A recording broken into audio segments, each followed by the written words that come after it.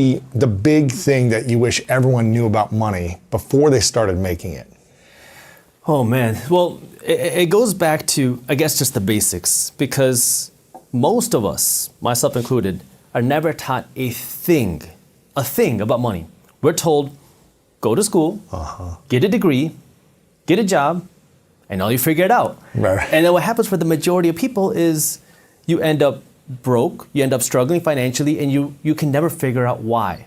So the first thing is, what is it that you want to achieve in your life financially?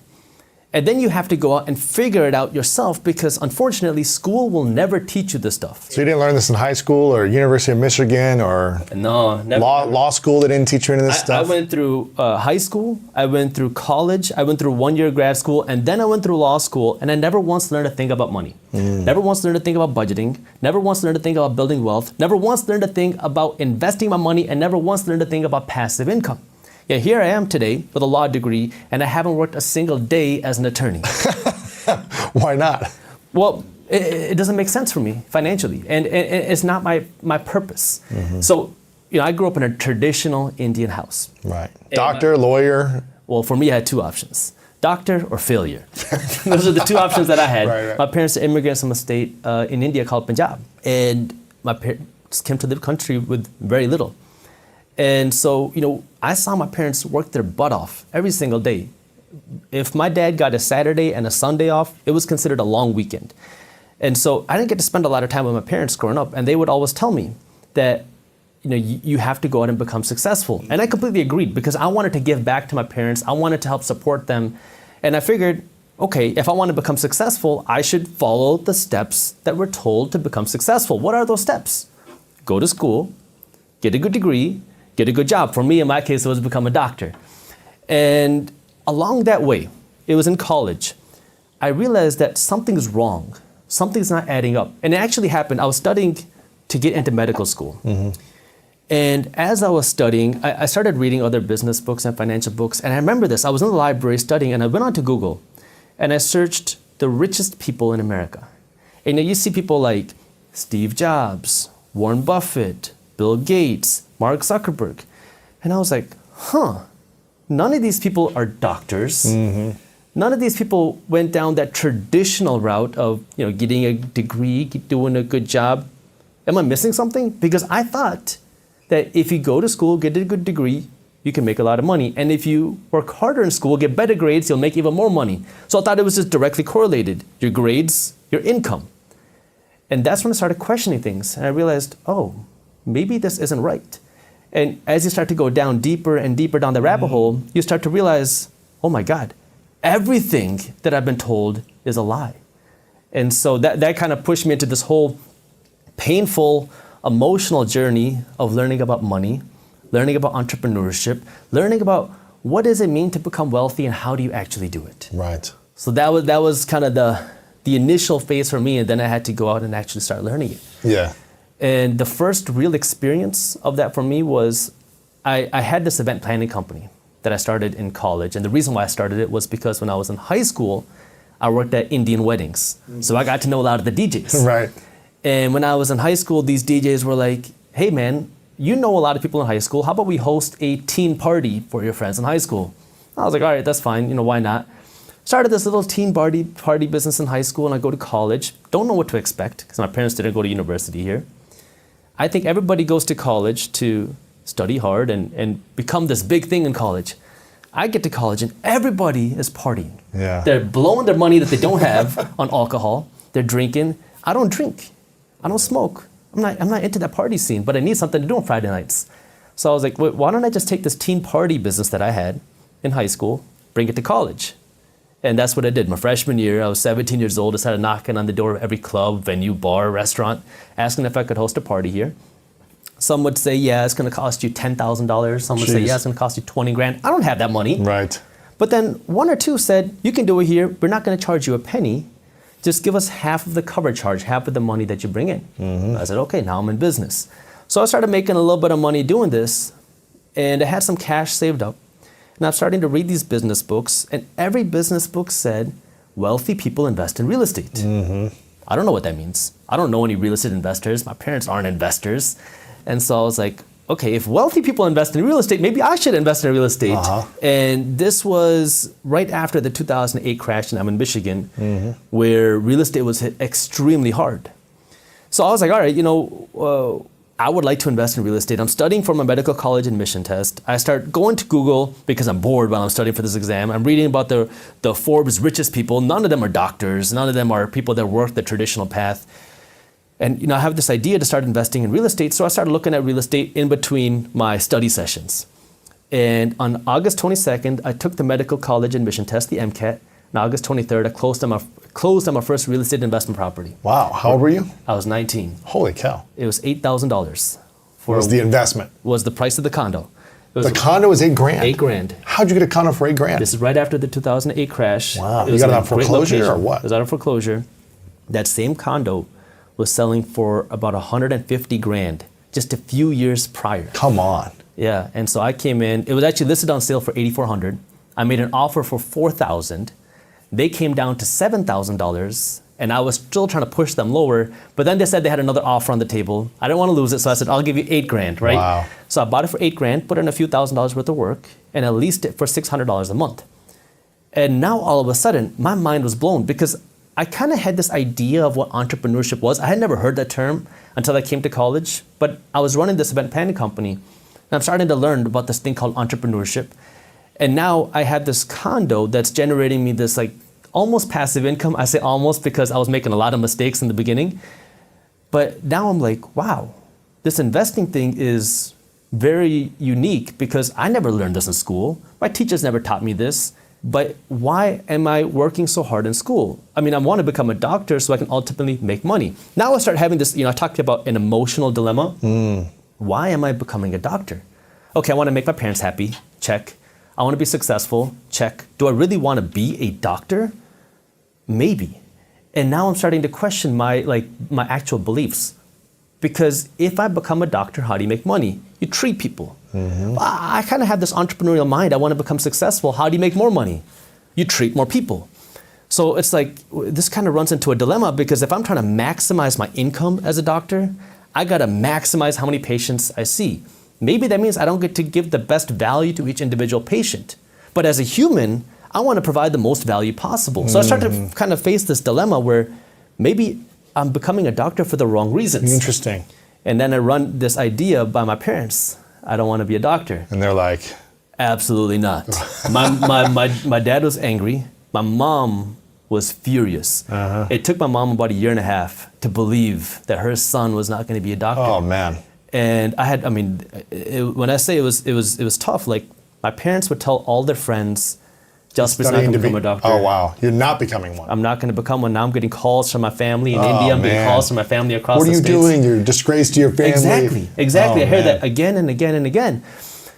But I was like, this is not for me. And I started to realize that there's more to this thing. So now I started to go down this financial education journey.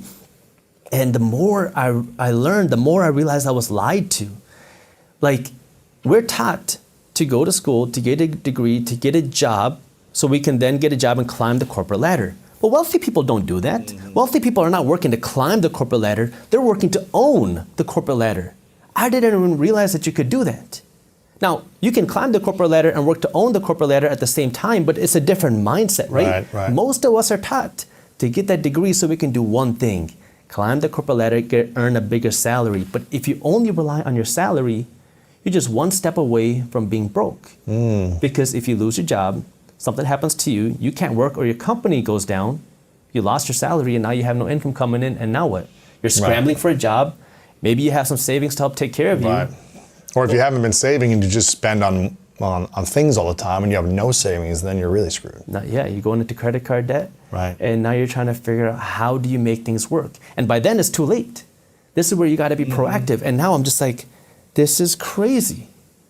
Why was I never taught this? I was never taught about wealth. I was never taught about investing. I was never taught about this sort of financial education. But why aren't we taught this?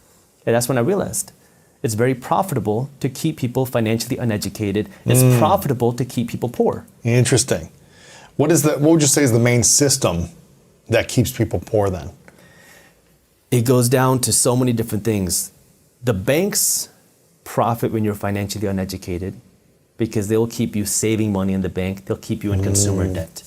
If the banks lived by their own advice, which is save money, the banks would be losing money. When you go and deposit $1,000 in the bank, that cash that you deposited is a liability for the bank. An asset is something that puts money in your pocket. A liability is something that takes money away from your pocket. So when the bank has your cash, it's a liability for them. They want to get rid of it as fast as possible. And the way they do that is by lending it out because it's an investment for the bank. They don't want to hold on to cash, but they want you to save your money. You want you to give them cash. Right. And just leave it there. Leave it there. And what's happening to your cash while it's there? It's losing value to inflation each and every day. Every day that you keep your cash in the bank, you're becoming poorer each and every day. Now, it's funny. I made a video on this in 2016. It was my first video to go viral. It was called "You're Guaranteed to Go Broke If You Do This." And I was talking about inflation at 2 to 3%. If you keep your cash in the bank, you're going broke every single day. Now, here we are. 8.5%. 8.5%. Yeah. And now people are starting to realize, wow, this inflation is a real problem. And so now when you keep your cash in the bank is paying you 0.01%, maybe 0.5% if you're lucky. And they're turning around lending it for 5%, 6%. And so the bank does not want to keep that cash in savings because it's a liability for them. They want to keep you spending money on their credit card because now they'll get to earn 18 to 25% in interest every time you spend $1. Wow. Governments want you to be financially uneducated because when you're financially uneducated, guess what? You are an employee and you're a consumer. Who pays the highest taxes? Employees and consumers. Everybody knows that rich people don't pay taxes. It makes people angry, but a lot of times we don't understand why. Right. And we get angry at the wrong things and the wrong reasons. Yeah. But the more you make as a business owner, until you're like uber rich, I feel like you're spending a lot of taxes. You are. And you know what? And there's a lot of things that you can do legally to pay less money in taxes. And there's different ways that you can invest your money to pay less money in taxes. So I'll give you a couple examples. Yeah. So let me start with this. Tax avoidance and tax evading are two similar words with two very different outcomes. This is one of the first things that you learn in law school. Tax evading is illegal. Yes. You go to jail. Yes. Tax avoiding is legal, and then you get hated for doing that. But this is the way it works. But you're playing within the rules of the system. And if you learn the IRS code, it's a rule book. Mm-hmm. And the people who understand the rule book are the people who have the money to hire the good accountants and the good attorneys.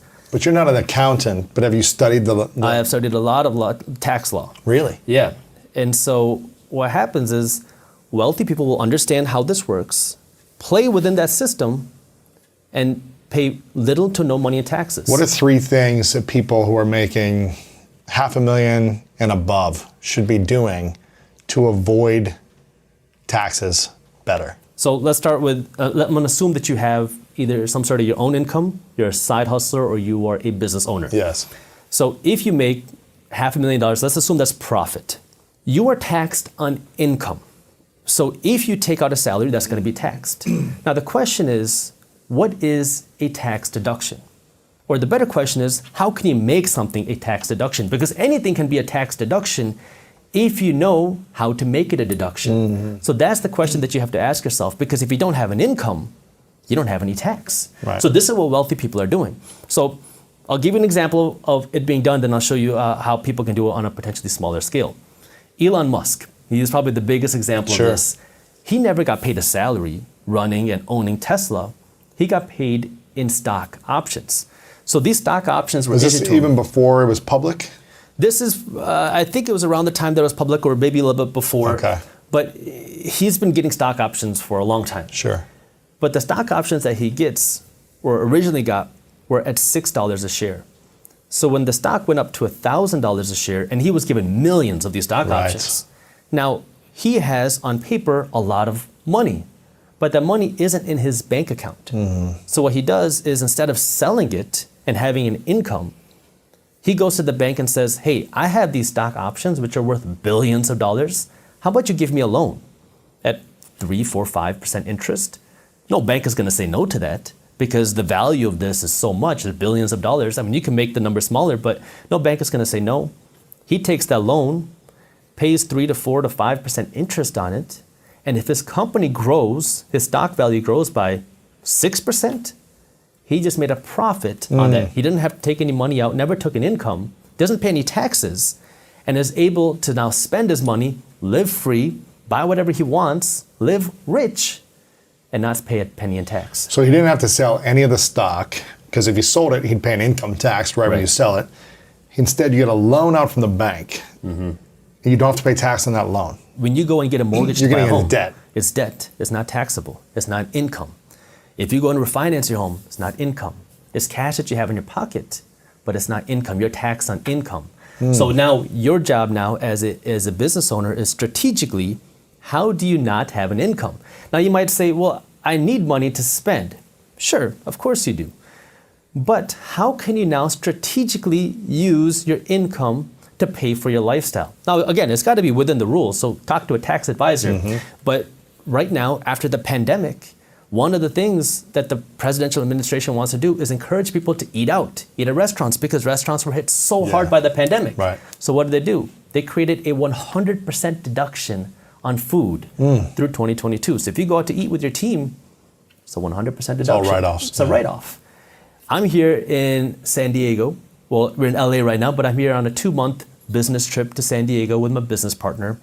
I have to rent a car. I actually got a Ford Mustang because I always wanted a Ford Mustang when I was a kid. That was like my dream car. So I got one here with a convertible. Nice. And we have to go to business meetings. We have to go out and explore San Diego, do these things. My business partner is my wife. We're staying in an Airbnb in beautiful San Diego. Guess what? These things are tax deductions against my business. I'm here working. When you're an entrepreneur, everything is work. Yeah. Now the question is, how do you spend your money in a way that is going to give you a tax write-off? But you have to be smart here, because you don't want to just blow $500,000 so you don't have to pay 150 grand in taxes, right? Like my accountant called me up last year and said, Jaspreet, you need to go out and buy a G-Wagon. I said, what? I don't want to buy a G-Wagon. Why? He said, well, there's this tax deduction going on saying if you go out and buy a heavy car, it's still going on right now. If you go out and buy a heavy car, you can deduct up to 100% of that value of that vehicle right now. Really? And because you're an influencer, you can potentially claim that as an influencer, you need a G-Wagon to help you support your lifestyle. The tax code allows this. And I was like, well, I don't want to go out and spend 150 grand for a car that I don't necessarily need just so I can save, let's just say 50 grand on those taxes. So you have to be smart here and know what's right for you and not just spend your money to spend $1 to save 25 cents. Right. So you just need to know the right strategies that can work for you. And these things change over time, which is why the best thing that you can do is go out and hire a tax accountant, a tax advisor, somebody that isn't just going to file your taxes, but someone that's going to help guide you and say, all right, here are some things that you could potentially spend your money on. Here are where there are more benefits coming this year, next year, things that you want to do. And so there's going to be times where it's going to be more beneficial for you to spend money. There's going to be times where it's going to be more beneficial for you to take in money. And, it's all a game. Yeah. And this is what wealthy people understand. It's all a game. And a lot of people hate that, this person's not paying taxes, that person's not paying taxes. But at the end of the day, what you have to remember is somebody else wrote the tax code. Yeah. All that people are doing is they're trying to learn, okay, this is what the tax code is. What do I do? And, and then you kind of get into the other philosophical questions. Who's going to do better with 100 grand, the government or me? If I have 100 grand in my pocket, I can go hire an employee or two. The government's going to, spend that money wherever they spend it, and pennies will end up actually going to help people. I'm all for helping people. I think that's very important. As soon as we hit 1 million subscribers on YouTube, what we did was took my team, we went out to a teacher store, and essentially I asked them, hey, can we buy everything in your store? Wow. Because, the whole, during the pandemic, people weren't going to class in person, and so a lot of these businesses were hurt. And I said, can I buy everything? And she said, well, we need some of this stuff for our teachers. I said, what can we buy? So then we went out and bought a big chunk of the store. Mr. Beast style. Mr. Beast style. It was a fun video. Took the team out kind of as a celebration. We bought a big chunk, took it out to a school in Detroit, gave it to them for free. And then I asked the principal there, as a friend of mine, I said, how many teachers do you have? I said, okay. And I gave every one of his teachers a $500 check to help them help support their students. Giving is important. But, it goes back to the tax question of who does a better job with their money, right? Entrepreneurs who are working to create more jobs, who are working to produce more value, or the government, which, may not be so good with their money. Absolutely, yeah. So you started doing the real estate thing early. Are you still a massive investor in real estate? Or what's your approach on it now? Yeah. So this is an interesting question that you asked, especially right after the tax question. So real estate is one of the best tax games for investors. That's one of the reasons why wealthy people love investing in real estate, because not only can you get cash flow, but you also get tax benefits. I started investing in real estate when I was 19 on accident. I went through a lot of pain. I remember when I told my dad first, hey dad, I want to go invest in real estate. He was like, you're stupid, go study, go become a doctor. So I started investing in real estate then, and I continued to buy homes. And I remember, because remember, this is right after the 2008 crash. I was buying homes for like 30 grand in good areas. I remember home prices went up to $50,000, and I was like, that's a lot of money for a home. I didn't know anything else, right? That's all I saw. And so to me, I was like, that's expensive. But I continued buying, and I still am buying, but not as much as I was before, because now I've been working on a couple other businesses. And so what I'm realizing is, okay, when I invest my money in real estate, my goal is to get a 7% cash on cash return on my money. Meaning for every dollar I invest, I want to get 7 cents back in cash flow, positive cash flow every year. If I invest 100 grand, I want $7,000 of profit every single year. Well, I'm an entrepreneur, right? So I'm working on a couple of different companies, one of which is Market Briefs. And so now I'm in this position where, what do I do with this cash? I can take this money, put it in real estate, get a 7-8% return on my money, or I can put it in Market Briefs, which would be a bigger tax deduction, because now, if I spend money in advertising, I spend money in marketing, I hire more employees, we have a smaller profit, but then I can grow the company significantly faster than 7% a year. So what I've been doing now is investing more of my money into Market Briefs, because it's something that I'm super passionate about. Like, I love real estate. I love revitalizing homes and buildings and really helping to build the neighborhoods through that. But Market Briefs had such a different value in the sense that we're making financial news accessible, because I didn't grow up learning about money. Right.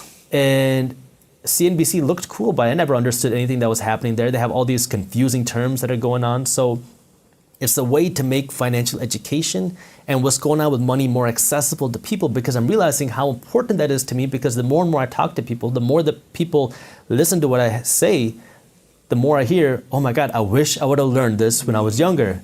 I'm like, yeah, I know, me too. And so it's like, it's important for me to help get that message out there, because it's so needed. We talk about, especially in Detroit, food deserts, where there's areas people can't get access to healthy food. But this money desert, this financial education desert, it's so widespread, where none of us are taught a thing about money. And it makes me angry, because if I didn't accidentally start reading these business books, if I didn't accidentally start investing in real estate, I would be somewhere completely different. I have a lot of friends who are doctors now. They're working their butt off. They're also paying the highest taxes. They're also trying to figure out how to afford my lifestyle, because when you go and become a doctor, you make a good salary. But guess what? Now you have big student loans you got to pay back. Yeah. And now a lot of times you want to live that doctor lifestyle. You want to have the G-Wagon, you want to have the Range Rover, you want to have the nice car, you want to have the nice home. So now you graduate, you're 28, 29 years old, you have $500,000 of student loans you got to pay back. You're making a few $100 grand a year, but you're working your butt off. It's very stressful. And now you have all these new expenses, your homes, your cars.